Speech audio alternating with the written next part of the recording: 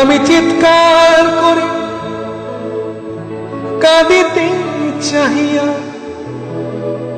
করিতে পারিনি চিৎকার, বুকের ব্যথা বুকে চাপায় নিজেকে দিয়েছি ধিক্কার।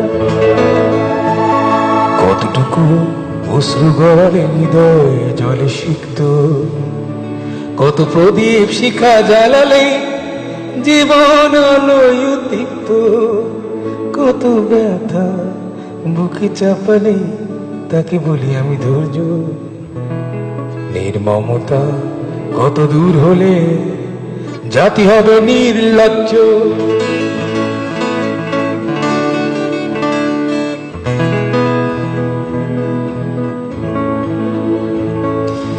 আজও কানে ভাসে সেই কথাগুলো, কে জানে হবে যে শেষ